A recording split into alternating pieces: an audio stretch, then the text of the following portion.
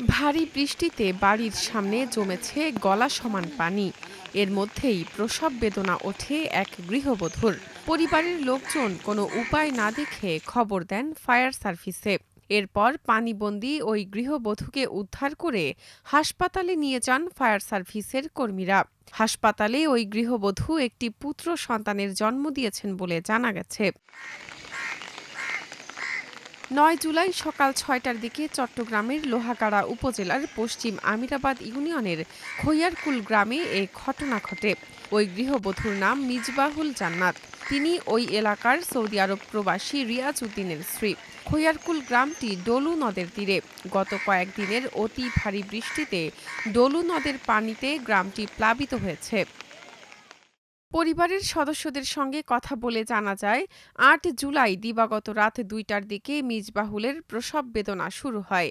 তার বাড়ি থেকে উপজেলা সদরের হাসপাতালের দূরত্ব প্রায় ২ কিলোমিটার। ভারী বৃষ্টি ও পাহাড়ি ঢলে পুরো সড়ক পানিতে ডুবে যাওয়ায় তাকে হাসপাতালে নেওয়া সম্ভব হচ্ছিল না।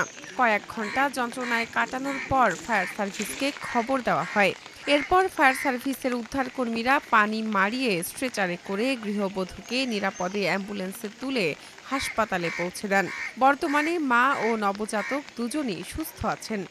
অতিরিক্ত বন্যার পানি বেড়ে যাওয়ায় রাস্তাঘাটে প্রতিবন্ধকতা সৃষ্টি হয়, মানুষ চলাচলে ভিন্নতা ঘটে। এক বসতি মায়ের প্রসব বেদনায় উঠে আটকা পড়ে। রাস্তাঘাট নিচু হওয়ায় কোনো গাড়ি যান চলাচলে ভিন্নতা ঘটে। তাৎক্ষণিক ফায়ার সার্ভিস কর্মীকে খবর দিলে তারা এসে উদ্ধার টিম পাঠিয়ে ওনাকে উদ্ধার করে হসপিটালে প্রেরণ করেন। লোহাগাড়া ফায়ার সার্ভিস ও সিভিল ডিফেন্স স্টেশনের কর্মকর্তা রাখাল চন্দ্র রুদ্র প্রথম আলোকে বলেন, খবর পাওয়ার পর আমাদের একটি দল ঘটনাস্থলে যায়। প্রায় ১.৫ ঘন্টার অভিযানে ওই নারীকে নিরাপদে উদ্ধার করা হয়। স্থানীয় একটি অটোরিকশা স্টেশনে আগে থেকেই একটি অ্যাম্বুলেন্স রাখা ছিল। স্টেশন থেকে তার শ্বশুরবাড়ির দূরত্ব প্রায় ৬০০ মিটার। পুরো পথই পানির নিচে ছিল।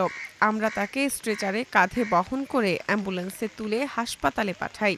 আমাদের অফিসিয়াল মোবাইলের মাধ্যমে আমরা সংবাদ পাই, সমস্ত আমরা জায়গায় গিয়ে দেখি সব জায়গায় পানি।